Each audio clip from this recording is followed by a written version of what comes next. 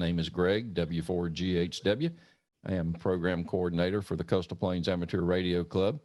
And we're honored today to have Craig Fugate with us. Craig has a very distinguished career in emergency management. You can see his short bio here. Craig served as President Barack Obama's FEMA Administrator from May 2009 to January 2017. Previously, he served as Florida Governor Jeb Bush's Emergency Management Director from 2001 to 2007, and for Governor Charlie Crist from 2007 to 2009.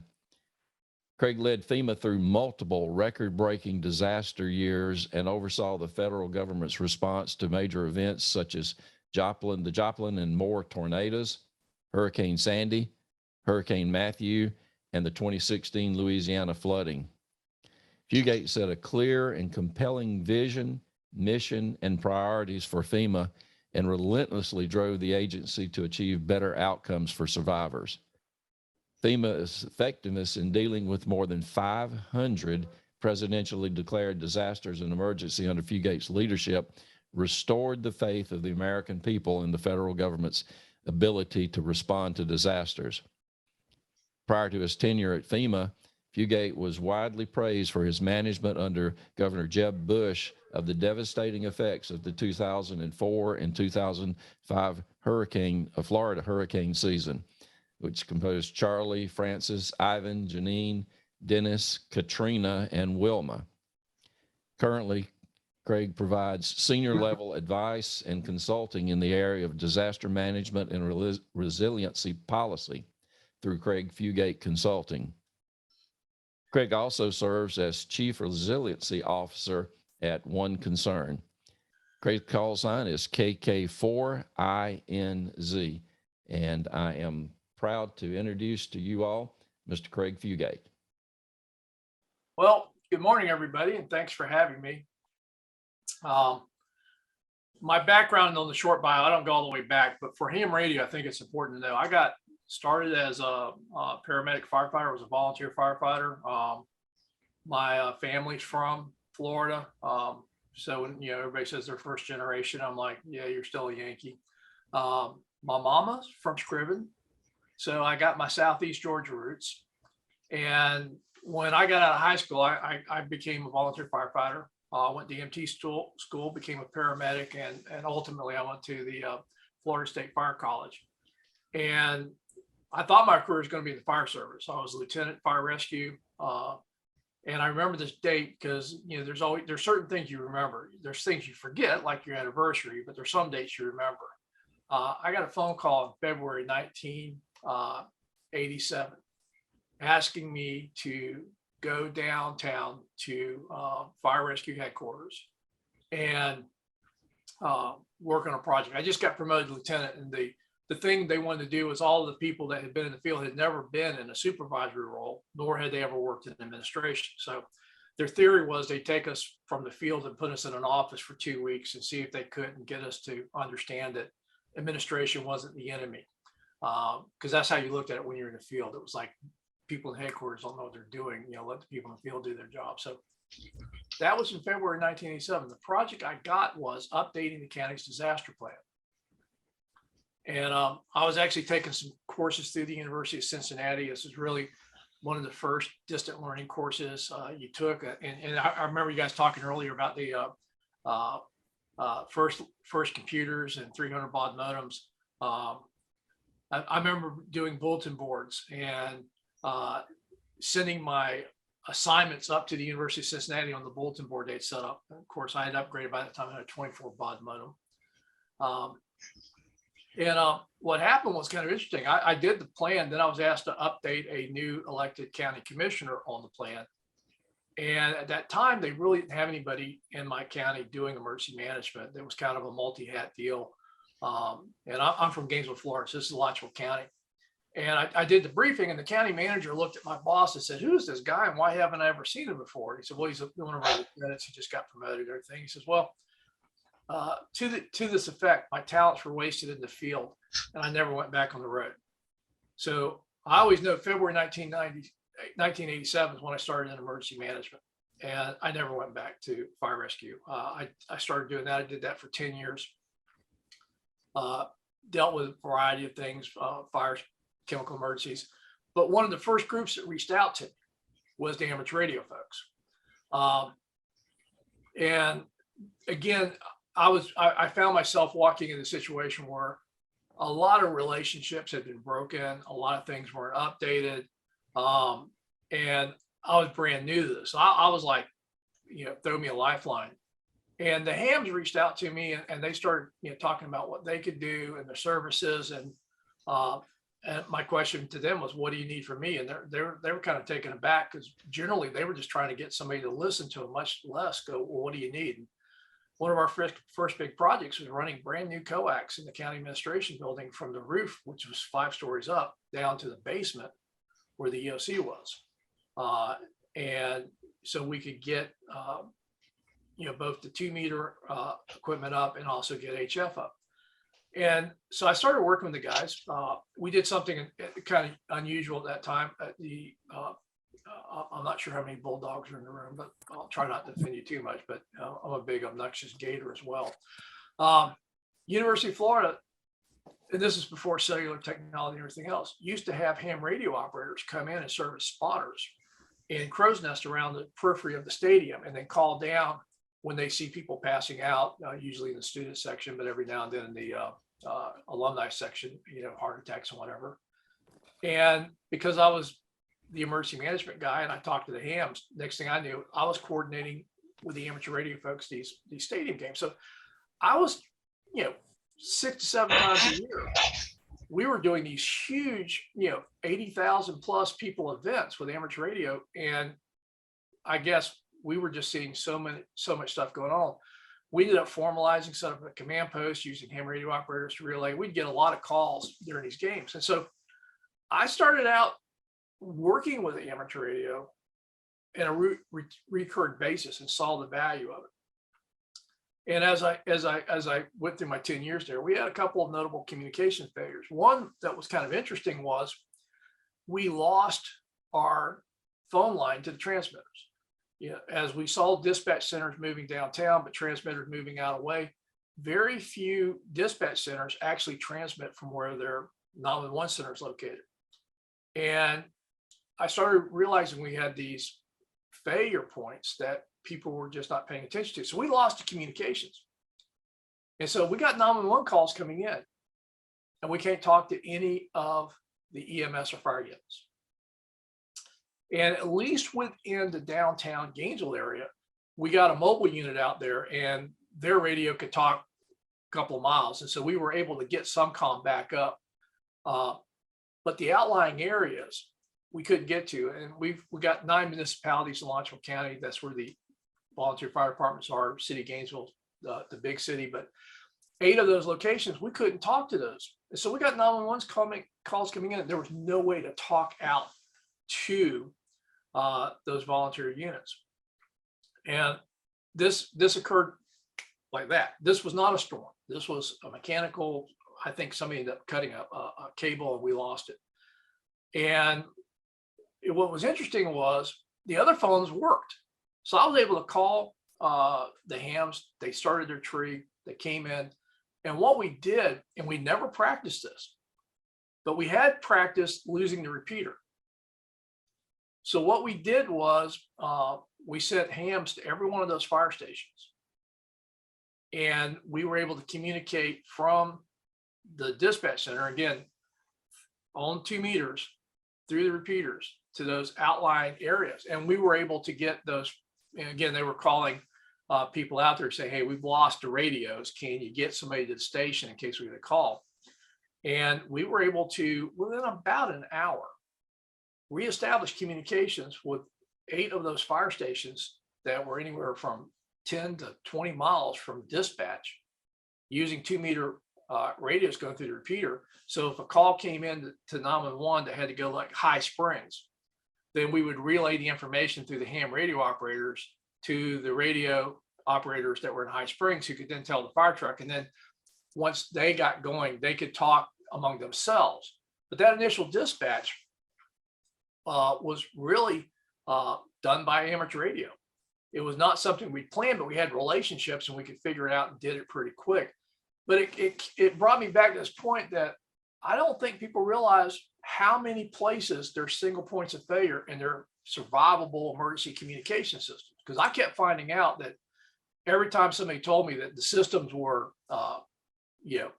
we don't need amateur radio. We got 800 megahertz. We got generators. We got all this backup. We got batteries. I'm like, you know how many times in my career that's failed?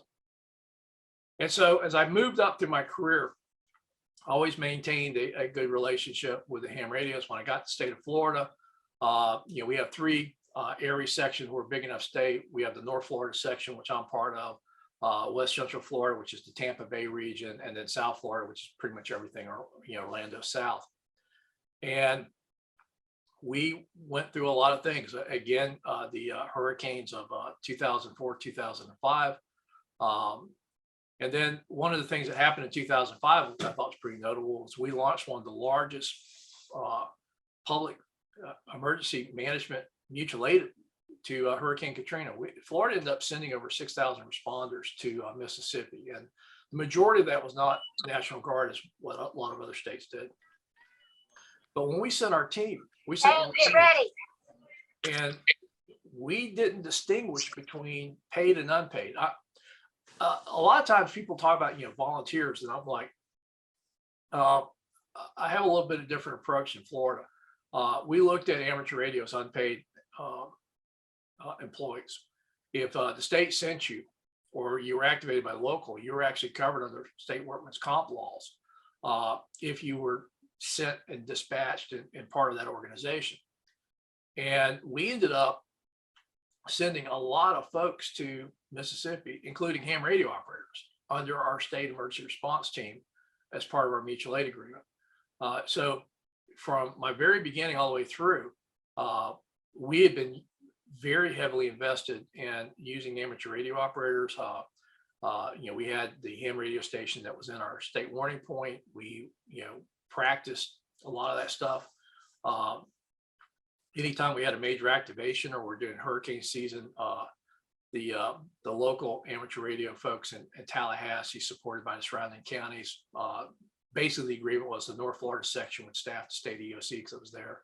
So we had hams working in the state warning point, handling traffic and communications.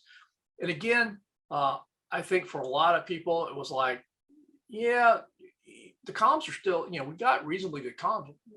Do we really need them? I'm like, at the point you need them, it's when everything breaks. And so even when we weren't having to pass a lot of ham traffic, we just did it because that was the way we were building our plans.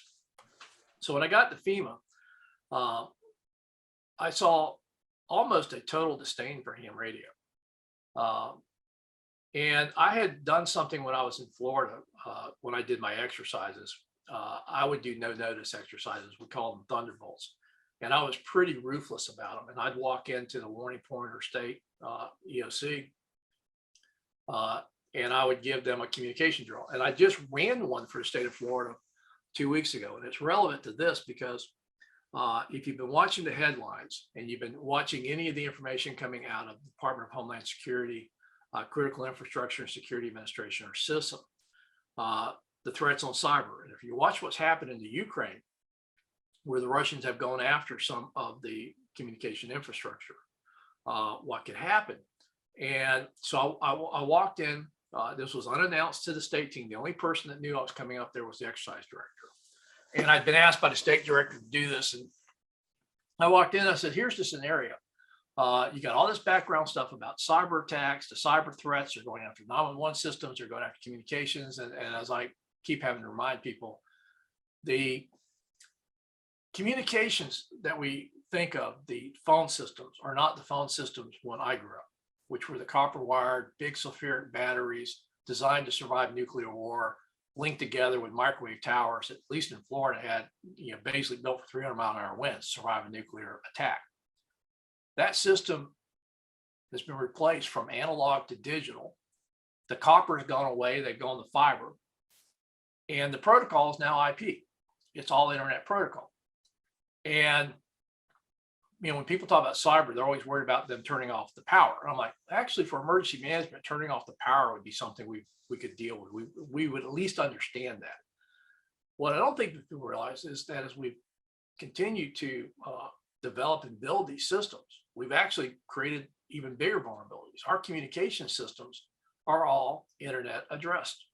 And just because they haven't taken them down doesn't mean they can't. As we've seen in Ukraine, they did something interesting. They went after the ground control stations. They went after routers and wreaked havoc on the ability of Ukraine to manage some of their systems. So I gave that scenario and I said, here's what's happened. And I said, this was the artificiality of the exercise, because otherwise you'd be discovering things weren't working. I just walked in and said, it ain't working. I took out all of their radios. I didn't take out the state radio system. I took out all of their phones. I took out the internet. I took out their email. I took out all their social media, text messaging, anything that touched the internet was dead. I left them basically their state law enforcement radio system, which is a microwave system that runs off, it uses IP, but it's not connected to the internet. And that was it. I said, you got radios. And I said, you need to contact 67 counties in Florida. You need to contact the 7 National Weather Service offices that provide forecasts for county warning areas in Florida. You got to contact the 2 operational nuclear power plants. You got to contact the Hurricane Center. And you need to contact the National Guard headquarters, which is located in St. Augustine. And you got to reach all of your emergency coordinating officers for your state agencies. And they looked at me like blank. Like, what? I'm like, you've lost your phones, you lost the internet, there's no social media, you got statewide law enforcement radio. I could hear, and I knew at 9 o'clock, because I lost the exercise, I could hear the North Florida Aries Net going in the background in the radio in the state warning point. And they had hams there. And they were just like, what can we do?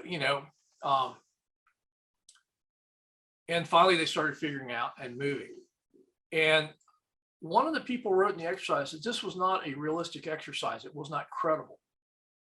And I'm like, really? I was at the state warning point. They have 2 fiber lines going in from different places. The state EOC there was built after Hurricane Andrew. It's in a hardened building. They had redundancy on redundancy on redundancy. And they said, there's no way we're going to lose the 2 fiber lines coming in. They were separate. They both came in, terminated. And the idea being, if one went down, the other one would always be up. I was there today. Somebody took a backhoe through one of them, and the other one got disconnected when they were doing some work in another part of the state government complex, and we had nothing.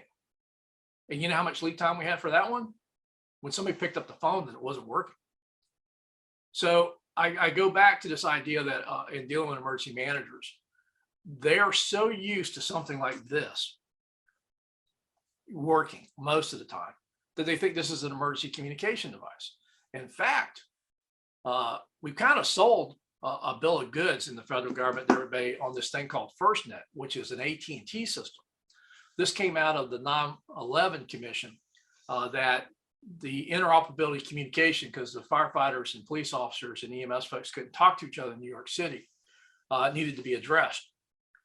And so the initial idea was to build a 700 megahertz dedicated public safety network for communities to be able to bridge that interoperable solution. Problem was, when it originally got bid out, nobody would bid on it except AT&T. And when the original bid came in, AT&T had proposed building a hard network. But over time, they said, well, we don't really need to build a new network. We just need to give them priority access on our existing network. So what most people don't understand is FirstNet just runs on the AT&T network, and there's nothing really spectacularly hardened about it. It's more of a piping and priority system for FirstNet equipment. But the system is still the AT&T system. So if you have crappy AT&T service, you're going to have the same thing with FirstNet. That's just day to day. But in disasters, it's a cellular-based system. And while everybody says, well, it's wireless, it's only wireless to the transmit receive function. Everything behind that is wired. And as we've seen, not exactly what I would call a resilient infrastructure for emergency communication. So when emergency manager said, well, ham radio is kind of like That's civil defense. That's way back in the day. We got all these new things. We got satellite phones. We've got all this communication. We've got the internet. I'm like, okay, let's look at some real world examples. And I'm going to go to a slide presentation. I'm not going to use all of it, but let me go back here and hit share.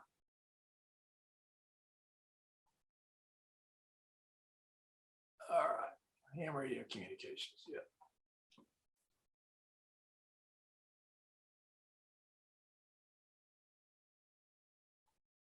All right. Can everybody see that slide? Yes, sir. As it comes up. All right. I'm just staying current. I'm not going well back in my past. When the derecho hit in Rapid City in 2020, turned out they lost everything. Their comms went down. The public safety agencies didn't know how to communicate. The only thing they had were their mobile radios because they lost their towers. They did not have a good plan for how they would put their communications back. But they lost cell. They lost their towers. And inside of that area, they literally had no way to communicate with the public or with each other. And it was a real delay in getting their response going. And again, this was, a derecho is basically a big gust front with tornado force winds, but they're straight line winds, unlike a tornado, and it's over a broader area and they move extremely fast. And there was a lot of concerns. There wasn't enough heads up. There wasn't enough warning. Well, the Storm Prediction Center had been identifying the risk of significant weather, severe weather in this area a day or two before. So it wasn't like it was totally unexpected, but because nobody had been through a derecho and they had never practiced losing all their comms, they thrashed around a bit in that response. Hurricane Ida. Remember, AT&T is our provider of FirstNet. Well, Hurricane Ida hits downtown New Orleans, mainly with winds. Unlike Katrina, which was essentially a flood event, Ida produced very strong hurricane force winds over the city of New Orleans, which in Hurricane Katrina, they didn't get these winds. They got mainly tropical force with some hurricane gusts. Their big problem there was storm surge and the flooding. But in Ida, it was wind. And it knocked out the 911 system. It knocked out the AT&T cellular service. And it knocked out FirstNet. And this was a bit of a, I would say what we would call a Charlie Fox. And what was interesting was the local broadcast radio stations were, in many cases, the only way they had to inform the public what was going on because everything else was down. And the dependency on FirstNet, which everybody thought was a survivable communication system, became a rude awakening as it failed them. Then we had the Christmas explosion outside in Nashville. And initially, everybody just was trying to figure out what's going on. But over the next 8 hours, we started seeing all kinds of cascading communication failures. And it turned out what happened was that was an AT&T central office where they had multiple communication systems. They lost external power, but their batteries were working.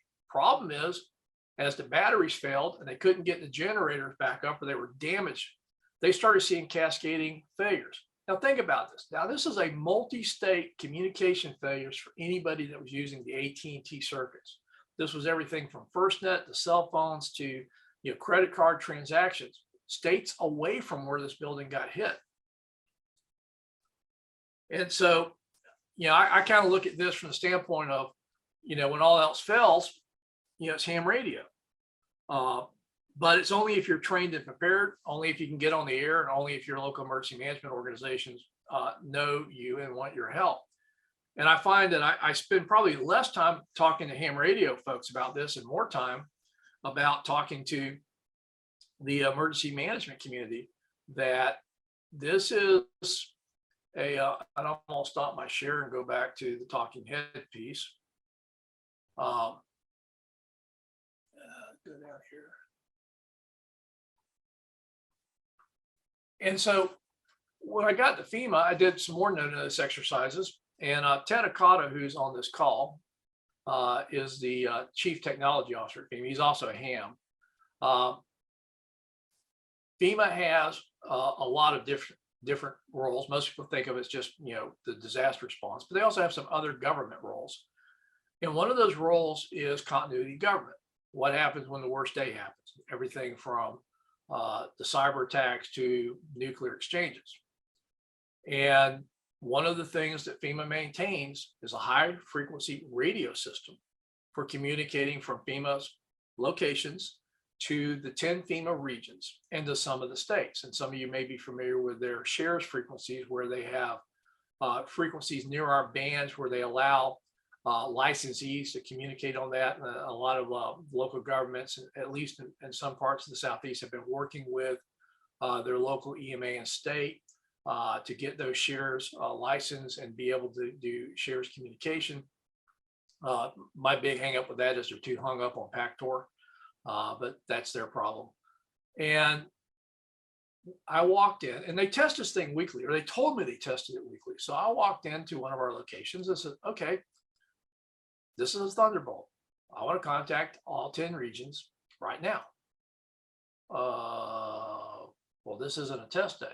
I'm like, yeah, well, if something broke, we need to tell them we're going to do this. I'm like, well, if we had a cyber attack and we lost all our comms, how are you going to tell them?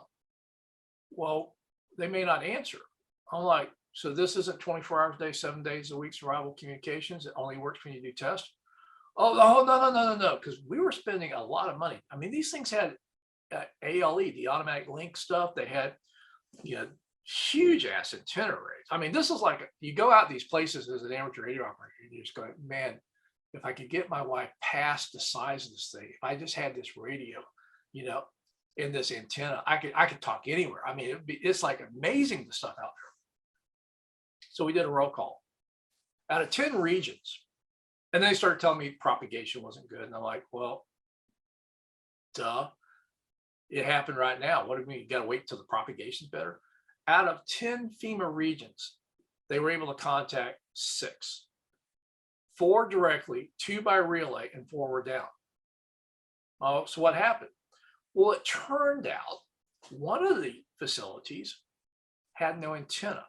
It had been damaged, and they were waiting for somebody to come up with the money to replace it. I'm like, but you're showing that every week it's working. Well, we call them, and as long as they answer the phone, we do the check-in. Have you guys ever been on a net where you have people relaying people in who weren't actually on the radio? Well, that's how they did their test. It's good if you're looking for 100% participation. It's not really a true indicator of who actually can, operate.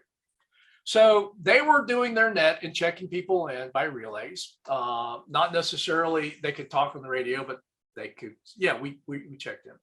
One of them, all the equipment was in a locked closet, and the person wasn't on duty. And if they weren't on duty, because they were the only one who knew how to work the damn thing, and had the key to that room, nobody else knew how to do it. So, and they only went in there when it was a test day. So there was no way for them to know anything going on.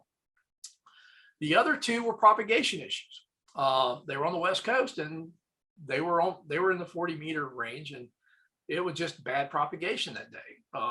And I didn't even bother asking them at that point, well, can we go up to 20 meters and see if you can get them? What else do you got?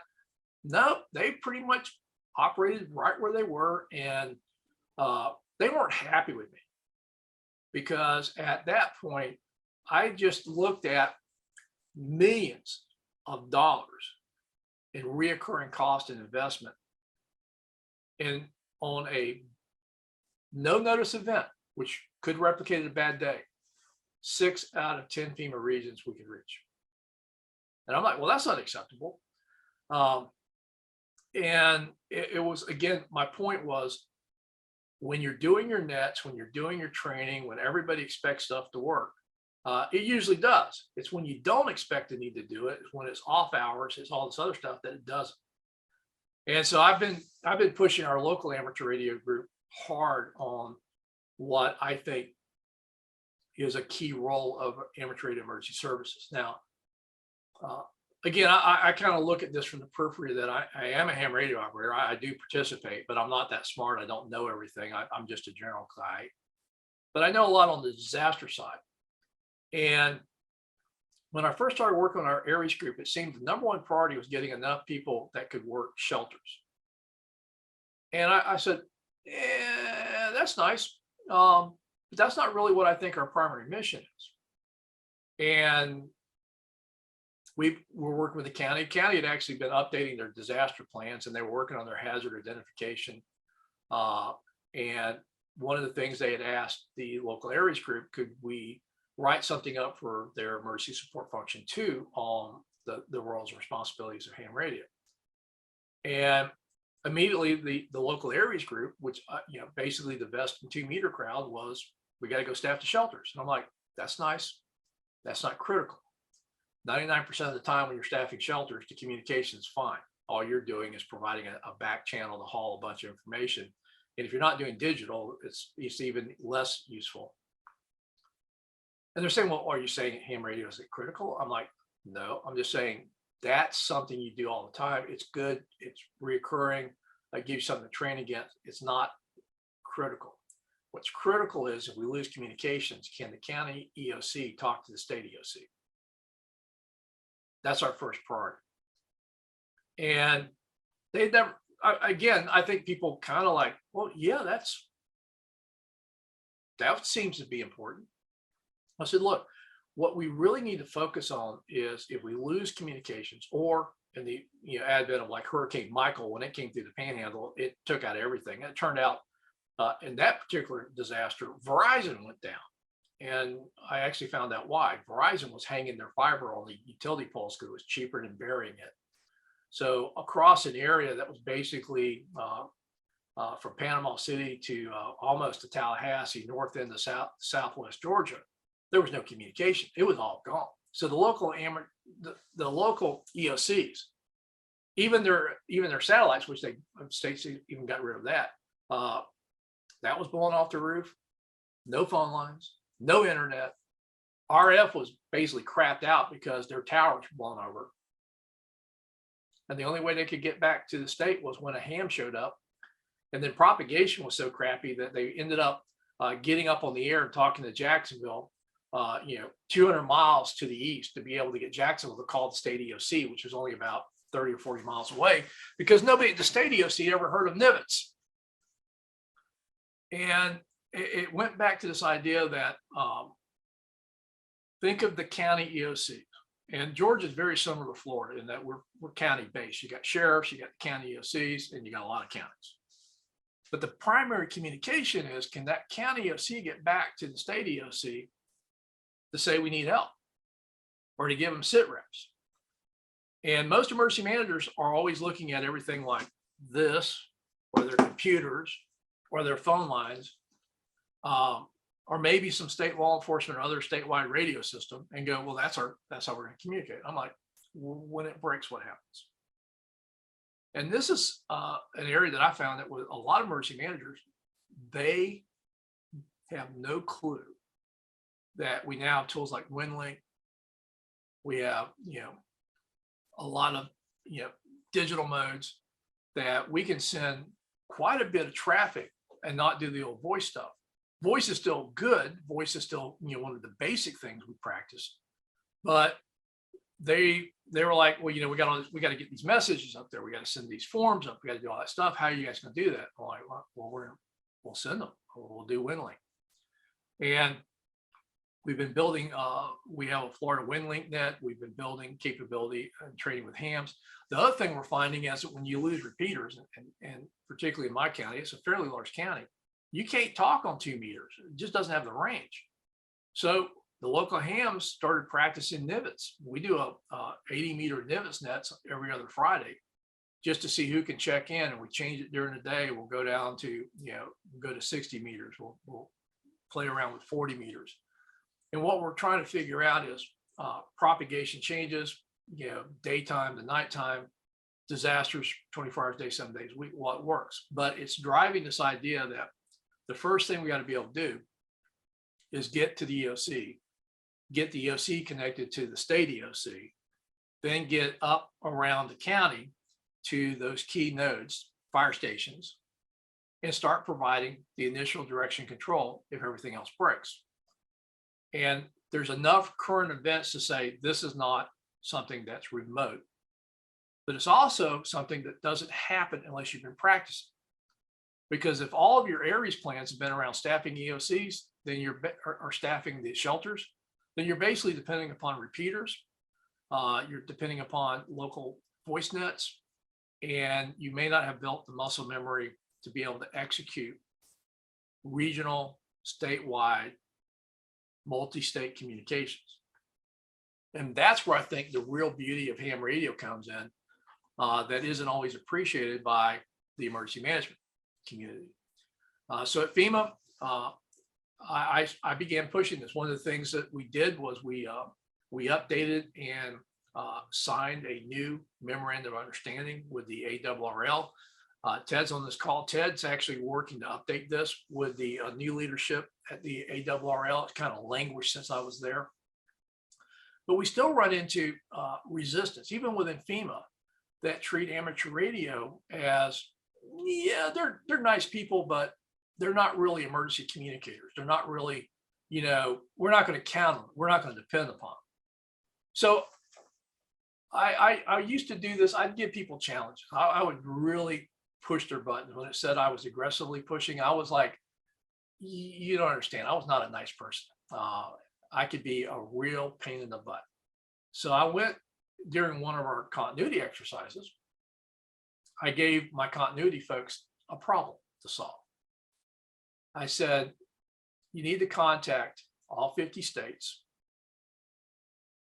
and you need to do it without touching the public switch network. And they said, what does that mean? I said, no internet, no phones, no satellites, because unless you got military satellites, all the satellites backhaul through Wallops or other locations and come back across the public switch network, which is internet based. And they're like, I said, look, just make contact with 50 states, the 10 FEMA regions, don't touch the public switch network, come back when you have a solution. They couldn't come up with a solution. They basically backed into the only thing they could think of. And the reason they did this is because my mobile emergency communication units, which you got one of the MERS detachments over in Thomasville, Georgia, had a lot of hams on there. And they suggested the national traffic system. And my folks were going, what the hell is the national traffic system? And again, for a lot of hams, you're going, is that still even up and running? And it turned out that about the only, and this is the federal government. I mean, this is, you got to understand, when FEMA may be, a lot of people think is an incompetent organization, depending upon whether you got turned down for assistance. But one of their missions, and this is a very high mission, so there's nobody else doing this, is the continuity mission. That's it. FEMA's it. They work on behalf of the White House. And so if we suffered an EMP, a geomagnetic storm, a limited nuclear exchange, that's it. And I just asked the really smart folks that you as taxpayers have spent a lot of money on emergency communications. Could they do it without the public switch network? And the answer was no. They had to use ham radio. And they were starting to realize that even within the amateur radio, almost all ARES is based upon localized to state. There's not really a national ARES program. The closest thing we had was the national traffic system. So they kind of backed into that answer, but they were very uncomfortable with it because it forced them to acknowledge that they couldn't do it without things and people that didn't work for them and they didn't control and were volunteers. But it was interesting to me that that was the best I could come up with. And I said, well, good. If that's the answer, we got to start working with it. Ted can tell you it was kind of an uneven approach as some of these folks began approaching the ARRL, started talking to folks in the National Traffic System, trying to figure out the overlays between interfacing with state ARES, the fact that FEMA has the amateur radio capability and frequencies and all of their mobile radio deployments. But it was you had to have a forcing mechanism. You really had to push them into the corner and give them no other escape route for them to actually go, yeah, we may have to use ham radio. And to a certain degree, I find that's where I'm at with a lot of emergency management organizations. I know that in Georgia, they're big fans of going to the auxiliary communication requirement for hams to play with the state. Florida just announced they're going to do that. What's interesting on that is, and this is something I've run across kind of on the periphery. I kind of like to watch the politics of this play out in CQ and ARRL and conferences. Was that ham radio is irrelevant? We're a dying breed. We're all getting old. We're going to die. I'm like, I've noticed something. We're all getting old, but there's also other people getting old. And this tends to be a hobby best enjoyed when you can afford it, which is not generally in your youth. But if you've ever noticed, as we get older and become silent keys, there's always somebody getting older, following right behind us, getting into the hobby and wanting to join and wanting Elmers.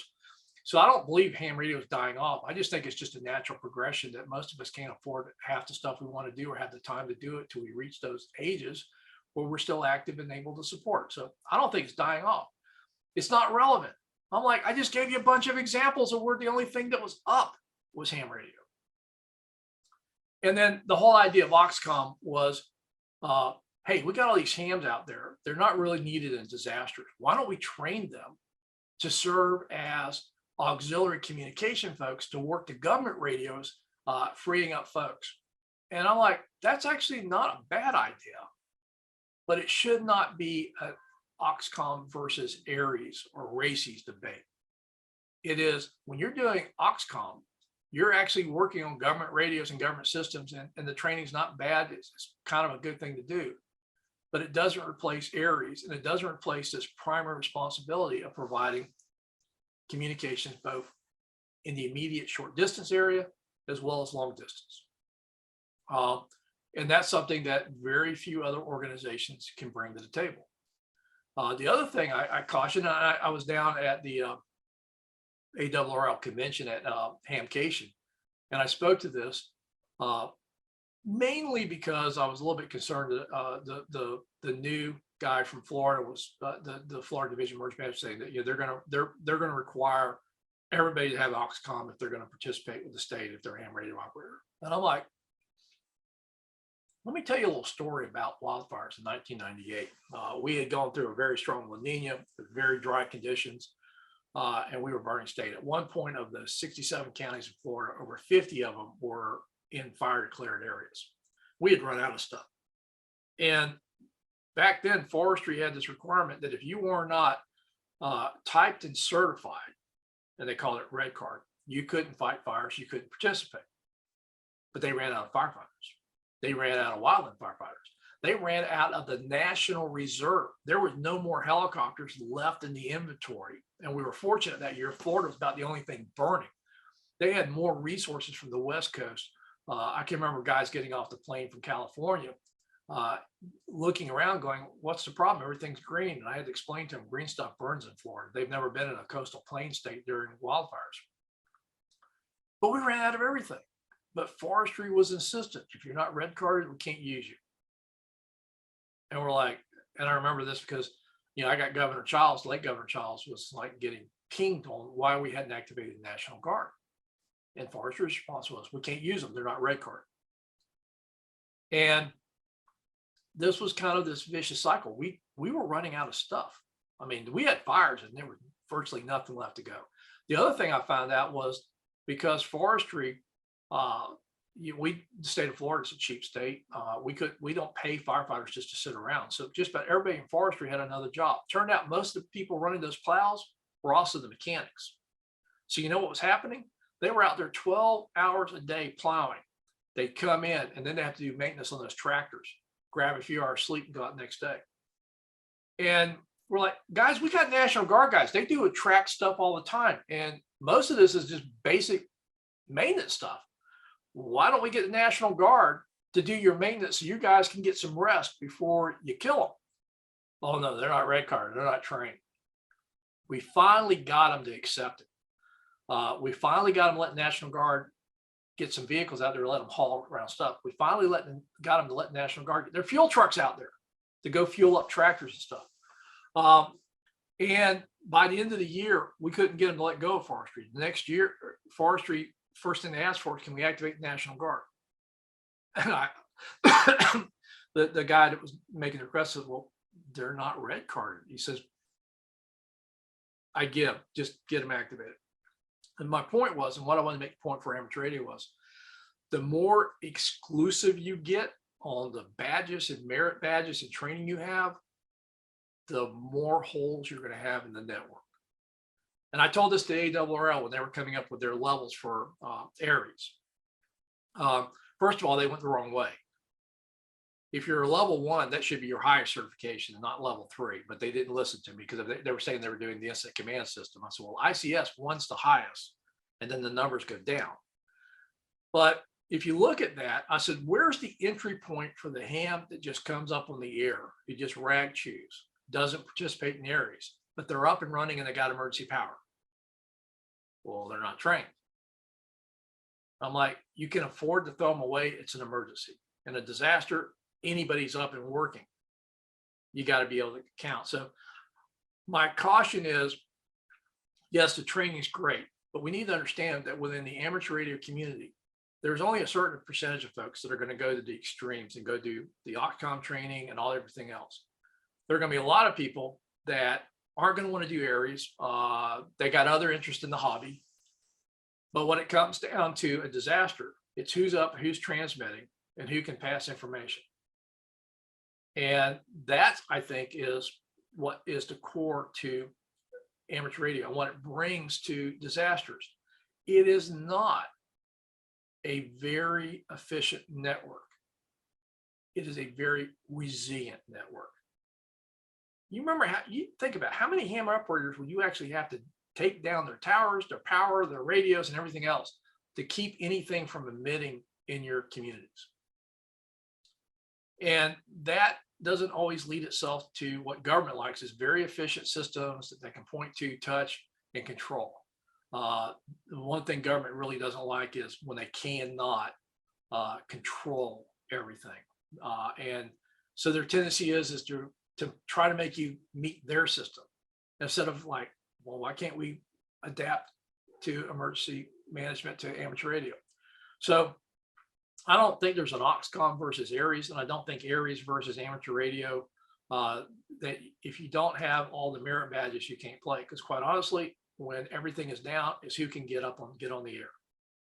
And we have to be able to embrace that. So while I support OXCOM, I also don't think it's there because there's nothing for amateur radio to do in disasters.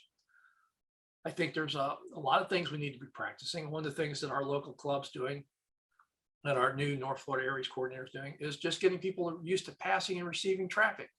Because if everything else is down, voice still works. You know, I know a lot of folks that are key, you know, CW will say, well, CW gets to it and everything else. I'm like, yeah, I think we're at the point where the lowest common denominator among amateur radio is still voice, not CW. But if you can pass traffic and you're up and running, you can pass information. But that goes back to, are you trained? Do you know how to do traffic? Are you used to working and understanding propagation? Do you have emergency power? You know, because if the power goes out and you're off the air, it doesn't do us any good. Do you have backup antennas in case yours goes down? You know, I've been in a situation, I use a bunch of off-center fed dipoles. And so windstorms and limbs, I'm used to just going out almost every time there's something big coming through. And first thing I do is look to see if my antenna's on the ground or not. If it is, I just put it back up. You know, I got solar, I got you know, batteries, lithium batteries are great, I found. But it's to me, it's, you got to practice. You got to go for what a lot of people say, well, that probably won't happen. I'm like, in my world, that's what emergency management needs to focus on. It's not the high probability, high frequency event. It's the low probability, high consequence events. And the one thing that I can tell you in any disaster, the first thing you got to do is reestablish communications, whether it's physical and sending runners and physically getting there, or getting back up and passing information. But a county UFC that can't talk to anybody is a room full of people that can't do anything. And that's where amateur radio provides a capability. So with that, I got into the link here a little in the chat box. I'm gonna put up a link to our North Florida Amateur Radio Club. I don't run it, I don't lead it, I just play around with it, but there's a lot of really interesting people in that group, and some of the things they're doing are things I've talked about here. So with that, Greg, I'll turn it back over to you if there's any questions. All right. Well, thank you very much, Craig. That was extremely informative. One of the folks on the call here today just sent me a little chat message and asked the question, have we ever really put a dollar value on our radio equipment that we could provide to the government for free? And I think that's a pretty interesting concept to think about. You know, I've got a few $1,000s invested that, in my equipment, and I think others may have even more than that. Yeah, if you ask my wife, she'll give you a much bigger number. But yeah, I mean, think about this is, you know, even with the advent of the 7300s and the FT 991As, Shack in the Box and stuff like that. By the time you, and again, I just do 100 watts on the wire. I haven't even gotten an amplifier yet. But you know, it's a very substantial investment. I don't know that many volunteers that show up in any organization that bring anywhere from $2,000 to $10,000 worth of their own investment in the equipment they're going to use to support the disaster. All right. Does anybody have any other questions for Craig this morning? If so, unmute yourself and go for it.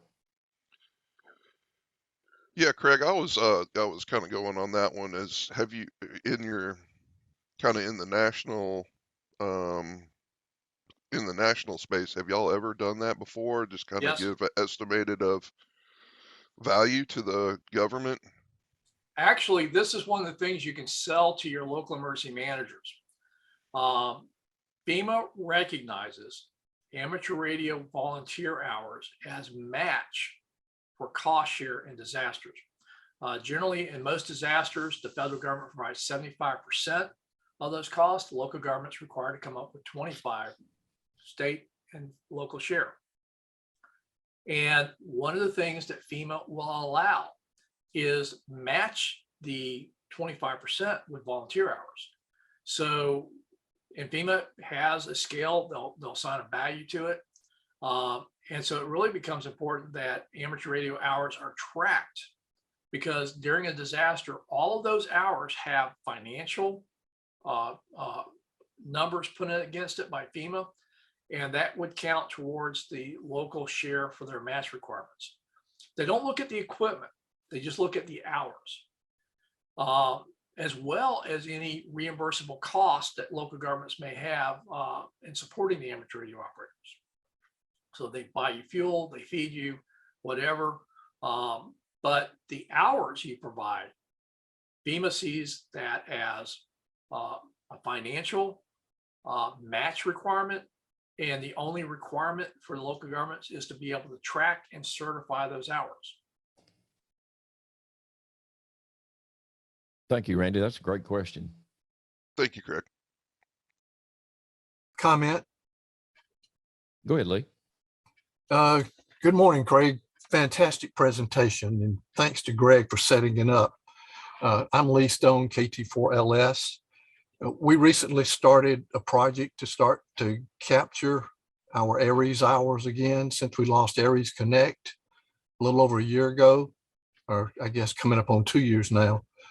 Last month for March, we recorded over 10,000 volunteer hours for the state of Georgia. That, if you just put that at $20 an hour, it's a huge amount of money. It is. Now, what FEMA is going to do is they're only going to count the hours during the declared incident. So whenever you have a declaration for the state of Georgia, what they'll do is the incident period will start on the day they declare it. Usually they'll backdate it to when the event, like a hurricane, they may go a couple of days before. And then they'll have a close date.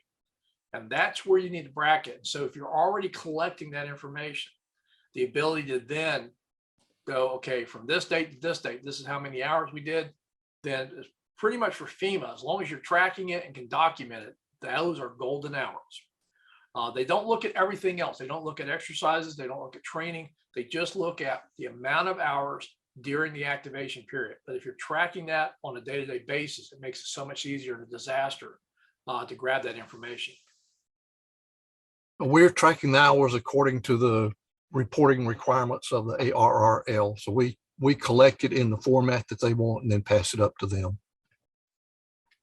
Yeah, the good thing about that is, and I would make sure that whoever in the arena here works with the state EOC is to make sure that that gets to the state EOC and make sure that that format will give them what they need. I'm pretty sure, because I'm familiar with what we were doing with, you know, Areas Connect and stuff like that. But what they, and usually because you're doing it by event, is to be able to make sure they can get that information up there. Because it as far as FEMA is concerned, for every hour, and that's per volunteer, they give it a value, and then that adds up to your local match. All right. Thank you very much, Craig. Okay, thank you for that good question, Lee. Anybody else? Hey, Greg, I got a comment. Go ahead, Paul. Yeah, I'm retired from the fire department here in Tifton, and I know just here several months ago that Verizon up in, I think it was Alpharetta somewhere, they got a big switch up there, and I think they may have been doing some maintenance, but they lost pretty much everything down here below Macon. And the problem is their generator didn't crank up. It ran until the batteries went out. Generator didn't crank up, and they had a problem with it. One of the local things that we had here at the internet provider here, which feeds the hospital and the school systems as far as their internet, they had maintenance done on the generator, and they have a disconnect switch on it. Had a power failure, batteries went down, generator didn't kick in because the maintenance guy forgot to go up there and flip the switch back on. So just, you know, little things like that can cause a major communications failure. And a lot of the local governments, they just don't understand stuff like that. Sometimes they're used to, you know, well, if internet goes down, we got our cell phones. Hey, they may work. It could be that the phone system is actually up, but there's so many people trying to use it that the system's overloaded and you still can't use it. And a lot of the local governments, they don't understand that. And I'm glad that you've done what you have for, you know, emergency communications and the amateur radio operators too. Thank you. Yeah, Paul brings up a good point. Sometimes it's not a failure of the system, it's an overload. I was at FEMA when we had the Virginia earthquake. And when that earthquake occurred, everybody got on their phones to find out what was going on, which meant that nothing worked. So we were sitting in, and everybody had these wireless emergency priorities on their cell phones that were in government. It's part of the government emergency telephone system. Problem was, you only get priority if you get dial tone. Nobody get dial tone. You basically had the cell system from North Carolina all the way up in the Ohio Valley and up to New York was totally rendered useless for hours because of the amount of congestion. And there was no damage to the system. The earthquake never affected the system.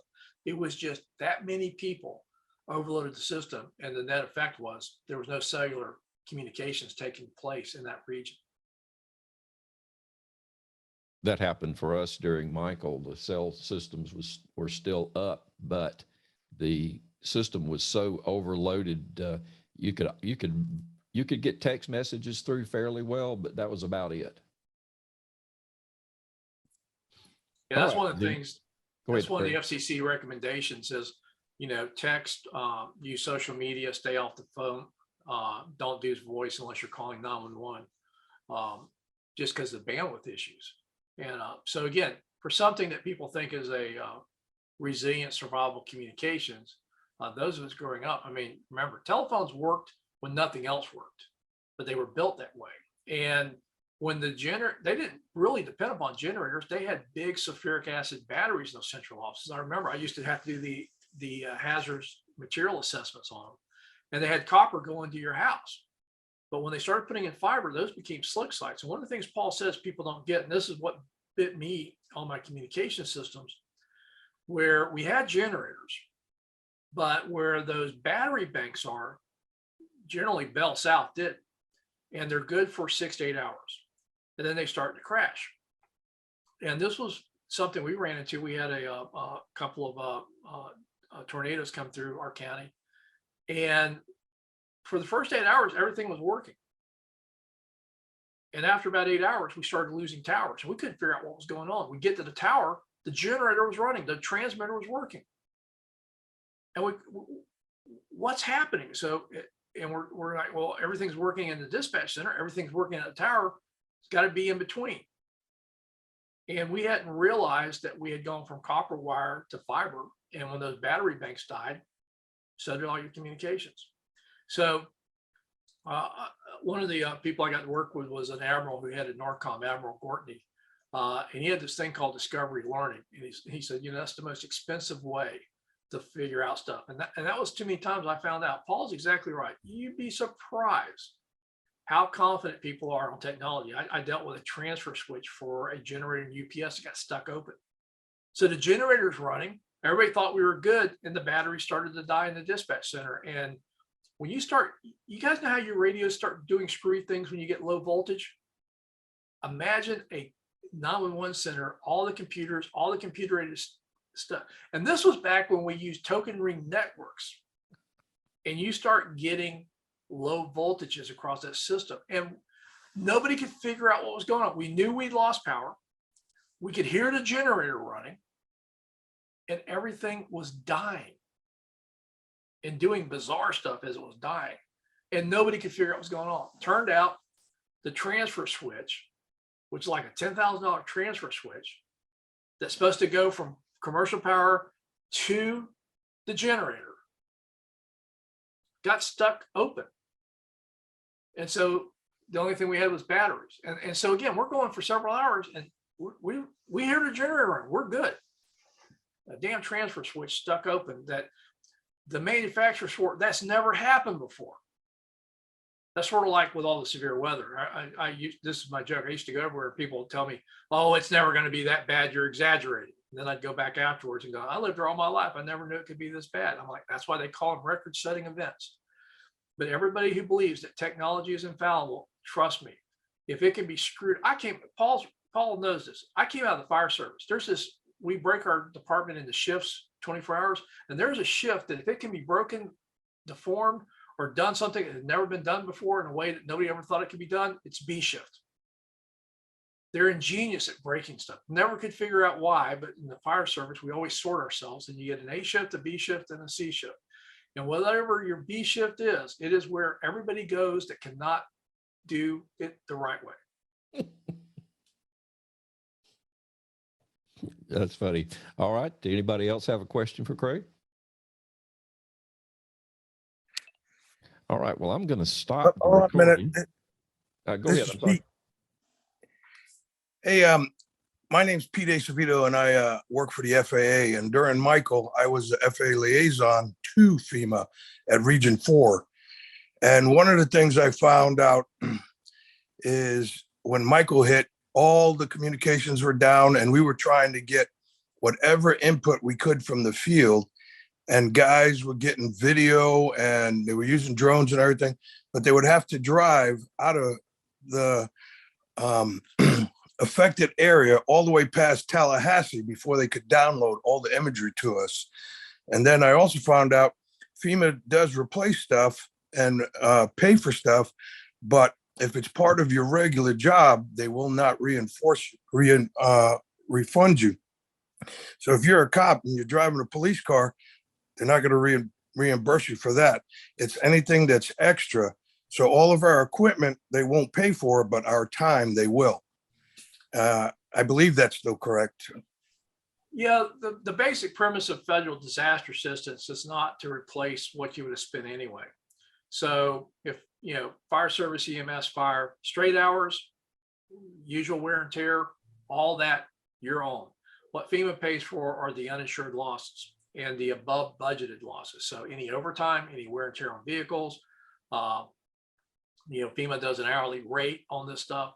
And so the whole idea for the taxpayer is if you're already going to spend the money, it's already budgeted, then the federal taxpayer shouldn't be reimbursing you during a disaster. But for everything that's an extraordinary above cost, they will reimburse. And they will reimburse for damages. They will reimburse for hourly rates. They will reimburse for the overtime. You're absolutely right. They don't reimburse for straight time. except we finally got them to do it for debris operations, and that's a whole nother series of stuff. But in general, think of it this way: as a federal taxpayer in disasters, you're reimbursing for uninsured losses, and you're reimbursing for extraordinary cost. And that's why they allow the volunteer hours, because during the amateur radio, this isn't your normal hobby time. This is your supporting your community.